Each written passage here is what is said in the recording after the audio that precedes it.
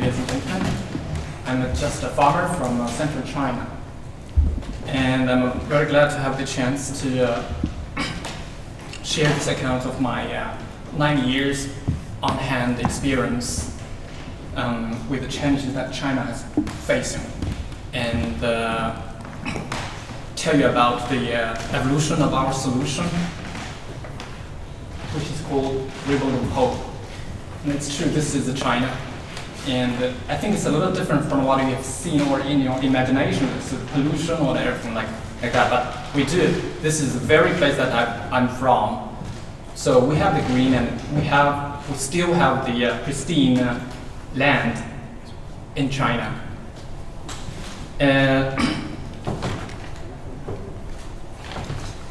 I started the project Ribbon of Hope in central China in 2008 because we believe that services traditional farmers provide, production of healthy, safe food, and a stewardship of pristine and natural environments is an occupation worthy of dignity.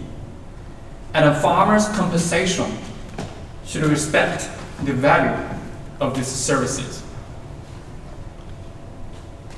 And we believe that Ribbon of Hope project can possibly bring the migrating farmers, parents in the cities back to the 60 million children, Chinese children, who are currently left over behind, normally with their aged grandparents in their villages.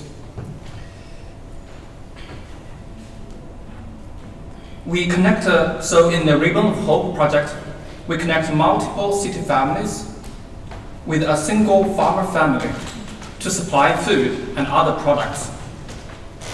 And similarly, a cooperative farmer families can be connected with a city community or organization, a school, a company, or a school are just a few examples. So Ribbon of Hope is seeking to become a social enterprise, trying to set up an e-platform for direct exchange of information and care between the farmers and the city stakeholders, cutting off all the profits in the middle to benefit both ends. We will seek social funds for operation of the e-platform from the city stakeholders and all other social organizations that would help sustainable development. And currently, we have around 60 farmer families representing around 20,000 population in my home village community to get connected. And when this prototype is achieved, we want to scale it up to other areas in China, which can benefit the 60 million children who are just left behind in the villages. And of course, it will benefit the city dwellers as well.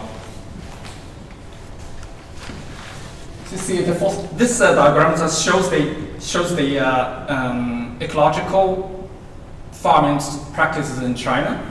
And for thousands of years, my ancestry has subsisted on the land, feeding themselves by cultivating the land, exploring and practicing a fine ecological farming system. And that lifestyle actually still exists with the land owned by the village collective, which can still be distributed by the private farmer families. So the farmer families can just still cultivate the land by themselves. So Ribbon of Hope has tried to integrate Chinese traditional farming practices into modern farming technologies to keep the system natural while improving the efficiency and harvest. So the farming units are the individual farmer families. So in most cases, one farmer family needs to feed around like 10 city families to get enough stable income to stay on the land. So generally, They raise livestock, maybe two to three pigs, and maybe one bull, and some poultry, including like 20 ducks or 30 chickens. The livestock and poultry provides really good organic fertilizer to grow vegetables, so that no chemical fertilizer is needed. So if you go to a old Chinese farmer, he will just tell you, if you don't need to, we don't want you to use any pesticides or chemical fertilizer. He will just tell you, okay, that's easy. I just need to raise 3 pigs or 2 pigs, and then it's done. So, and farmers control pests by co-planting crops on small pieces of land. Just like they co-plant, but in small pieces of land, on small pieces of land, because that will make it more diversities of biodiversities. And it's really amazing that some plants, some crops can prevent the pests to come.